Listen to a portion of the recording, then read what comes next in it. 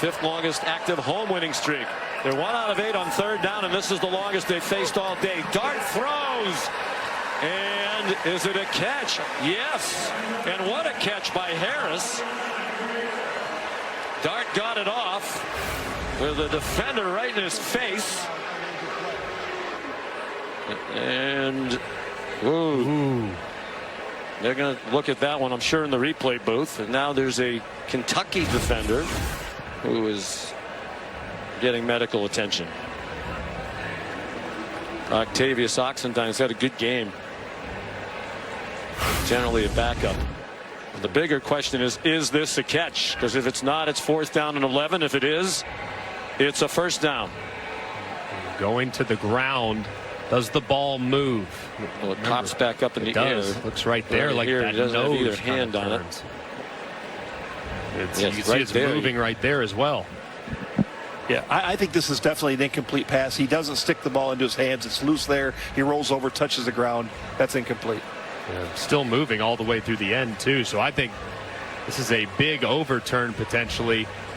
Certainly looking like it's going to go in that direction, but just the pressure brought by Kentucky forced the low throw, and Harris can't go down there and save it. Right there, pretty clear. I mean, the ball's still moving. The ruling on the field was a catch for a first down. The previous play is under video review. They're just starting with that now.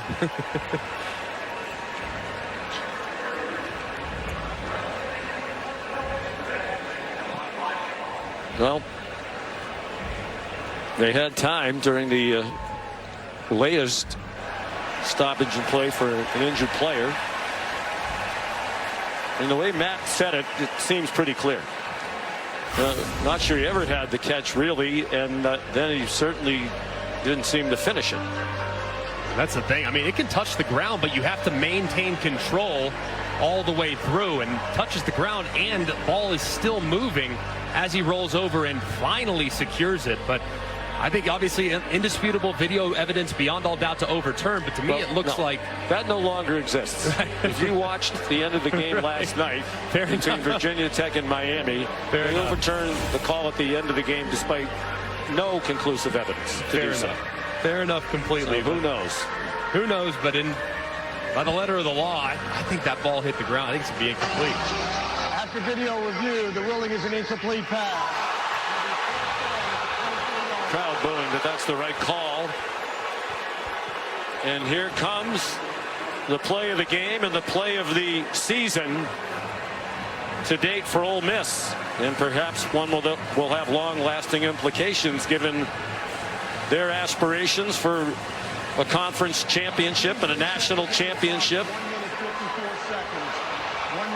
They're going to put 5 seconds back on the clock, but 4th down and 11. From their own 24-yard line. He doesn't need the analytics book to know you have to go for it.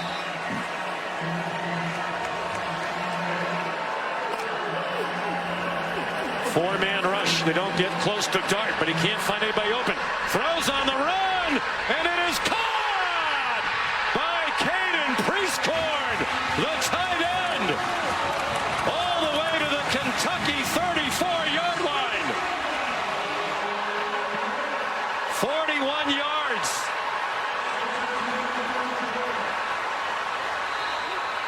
And now they're in field goal range at the very least. Dart, single coverage, sideline over the head of Henry Parrish, the running back, running with a linebacker, De'Eric Jackson, in coverage. How about the catch by Priestcorn a moment ago? Dart throws up an absolute prayer. It looks like number 4, Christian Story, kind of loses track of the football and also loses track of the wide receiver. But Priestcorn, quiet in the passing game today, goes up and makes the play of the season for the Rebels. Just his 10th catch of the year. His first today. On 2nd and 10. Dart doesn't want to take a sack, get out of field goal range. He gets knocked down back at the 39-yard line by J.J. Weaver.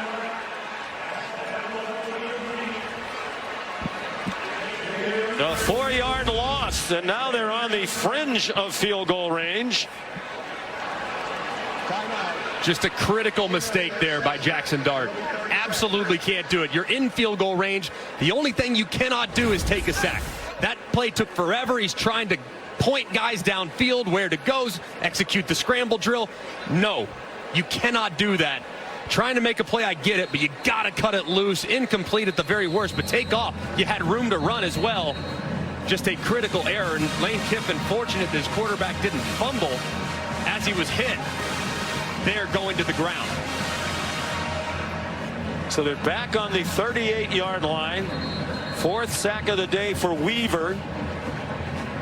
There's Davis. His career long is 56 at Tulane last season. From here it would be about 54. There is a bit of a breeze at his back.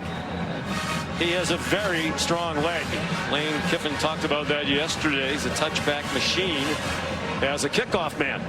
You got to think here, the offensive coordinator, Charlie Weiss, thinking, hey, I just got to make this, I have to make this field goal a little easier on my guy. I mean, I'd love to take a shot downfield. I'd love to try to convert it, but 6, 7, 8 yards just to make this field goal more manageable has to be the first priority. 1:32 to go. Ole Miss still alive in this one on the long pass play. Dart to Caden Priestcorn.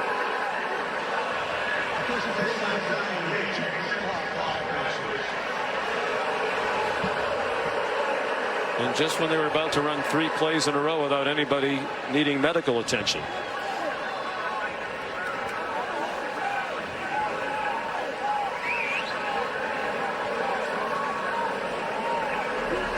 Third down 14, 1:32 to go. Apparently the time's correct.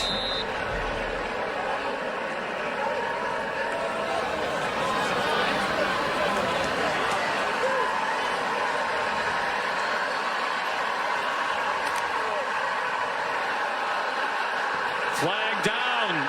Dart runs away from Weaver. Lost the football, but there is the flag in the air. Kentucky has recovered it. De'Aaron Jackson banged it out. It looked like they were offside. What else can happen down the stretch? Offside. The defensive end was in the neutral zone. Wow. And just a critical mistake. The best player on Kentucky's team, Walker, jumps just a little bit early trying to create a pass rush. But if I'm Dart, I would have loved to have thrown it to the end zone there. I mean, you have a free play.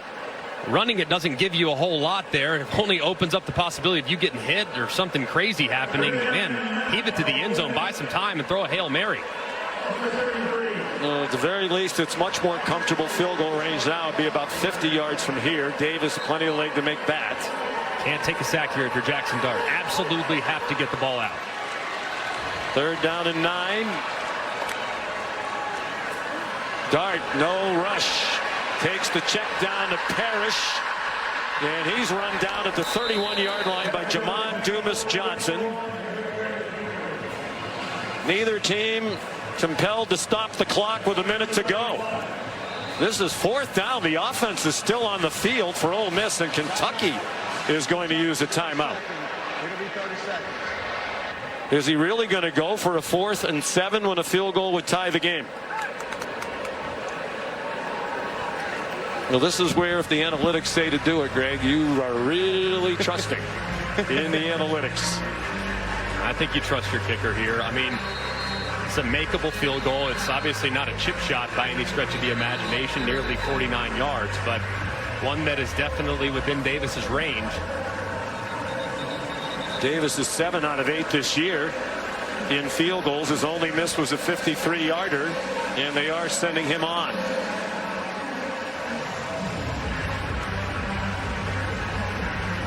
Oh for 1 on a potential game-tying field goal in the final 5 minutes. That's while he was at Texas A&M. It was against App State.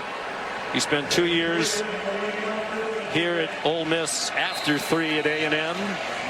48 yards to tie it. Slight breeze at his back. Charlie Pollock is the holder. Carter Short, the snapper. They do their job. That kick is no good. A low duck hook.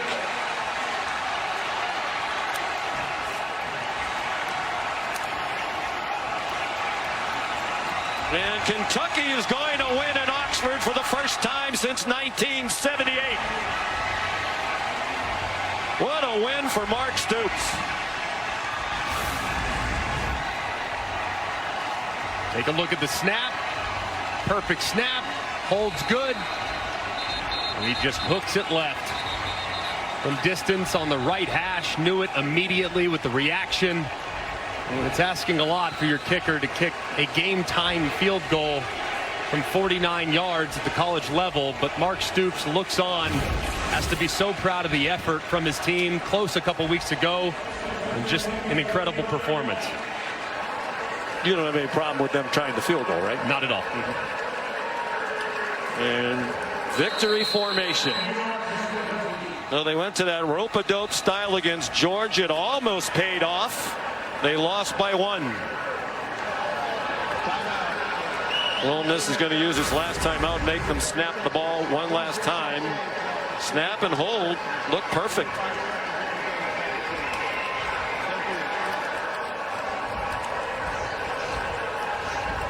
And Lane Kiffin will have to wait another day to earn career win number 100. He doesn't care about that at all. But it's a big loss for a team with aspirations of winning the conference, playing for a national championship. And to lose this home game with, as we said, not the hardest SEC schedule, but a lot of tough games left.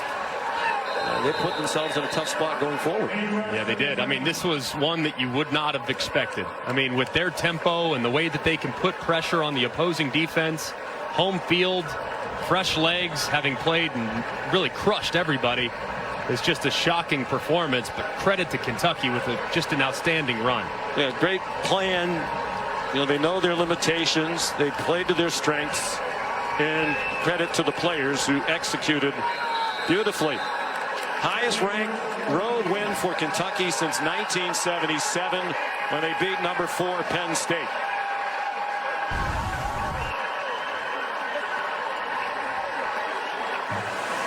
And a shocker to many. But many said, Greg, we'll find out how good Ole Miss is today, because they played, even by their own admission, a very soft schedule.